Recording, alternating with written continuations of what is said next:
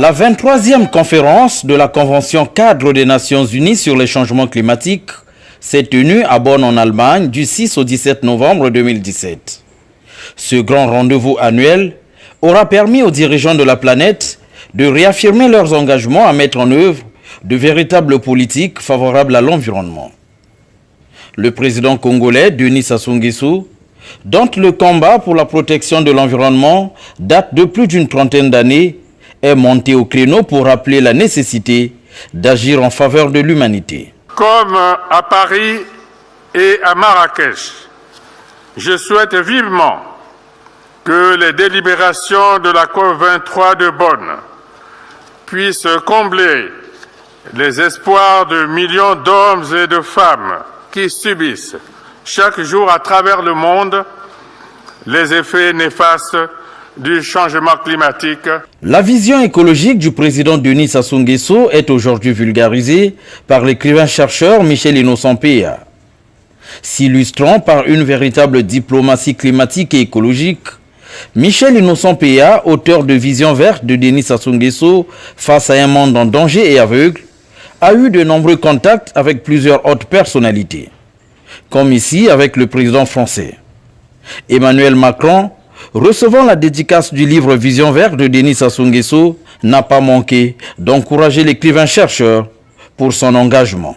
Développer les investissements verts, le financement de projets concrets, avoir un engagement qui permette de compenser la sortie des États-Unis de l'accord de Paris, mais surtout avoir des engagements concrets, une série de solutions pour l'Afrique, pour le Pacifique, l'Europe, les États-Unis, l'Amérique du Sud, c'est-à-dire l'ensemble des zones géographiques concernées par la transition.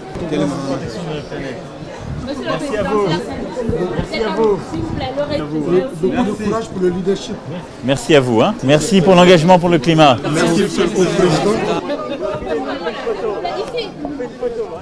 Le président de la COP22, Salah-Eddine Mezouar, ministre marocain des Affaires étrangères, de la COP23, Premier ministre de Fidji, France Baini Marana, ainsi que celui de la COP24, Jeanne Chisco, ont également reçu de Michel Innocent-Péa la dédicace de Vision verte de Denis Sassou Nguesso.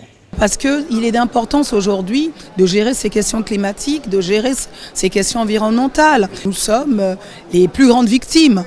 Et il nous faut vraiment assurément réagir. Parce que pour certains, c'est encore une utopie de penser que la planète est en train de souffrir de la déréglementation climatique et autres. Donc il nous faut réagir. L'écrivain-chercheur qui a activement participé aux ateliers de la COP23 ne s'est pas empêché d'éclairer l'esprit de son ouvrage. Le combat d'aujourd'hui n'est pas seulement un combat des dirigeants, mais c'est aussi le combat des entreprises, des ONG, de la société civile.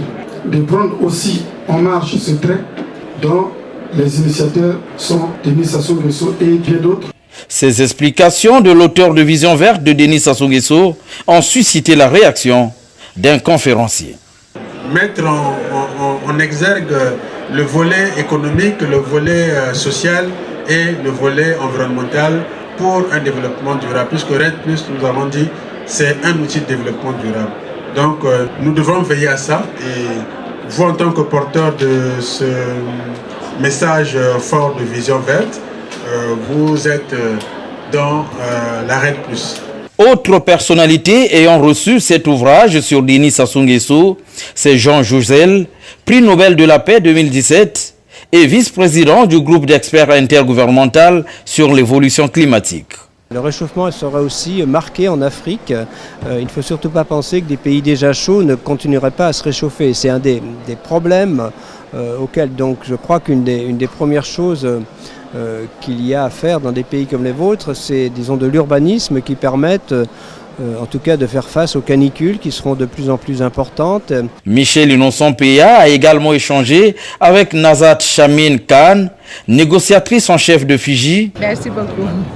Ovais Sarmad, secrétaire exécutif adjoint de la Convention cadre des Nations Unies sur les changements climatiques, membre de l'organisation de la COP23, Nicolas Hulot, ministre français de l'écologie, Mélisse Monte, députée secrétaire générale à l'Union européenne, ainsi qu'avec la secrétaire exécutive de la Convention cadre des Nations Unies sur les changements climatiques et membre de l'organisation de la COP23. Ce qu'on a envisagé à Paris n'est pas encore devenu réalité complètement. Il y a des efforts qui se font, il y a des instruments financiers qui se développent, mais à mon avis, il y a un immense effort à faire, notamment sur le continent africain, si nous voulons maîtriser cette problématique. Et c'est d'ailleurs quelque chose qui est dans l'intérêt de tout le monde.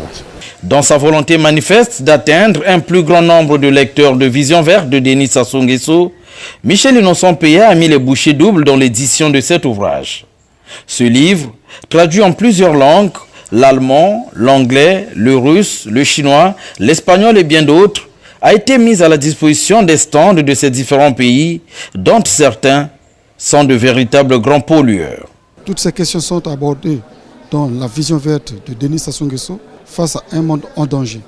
Souvenez-vous, les questions environnementales sont aujourd'hui devenues des sujets d'actualité. Pour l'écrivain-chercheur, l'objectif de toutes ces éditions est de permettre au peuple du monde de s'imprégner de toutes les initiatives entreprises par le président Denis Sassou Nguesso dans la lutte pour la protection de l'environnement. Le livre met en valeur justement les efforts fournis par un dirigeant africain, notamment son excellence Denis Sassou Nguesso, et qui depuis une trentaine d'années est au service de la planète. Et c'est pourquoi nous saisissons l'occasion de mettre à la disposition des peuples cet ouvrage. Il s'imprègne pour appuyer l'initiative. Toujours dans cette vision, Michel Innocent Péa a remis des exemplaires de l'ouvrage Vision Verte de Denis Sassou Nguesso à plusieurs structures et organismes, à l'image de l'UNESCO, des Nations Unies, du Fonds vert pour le climat et de la Banque européenne d'investissement. Au stand allemand de la COP 23, les ouvrages ont été réceptionnés par le représentant du gouvernement. Dankeschön. Voilà.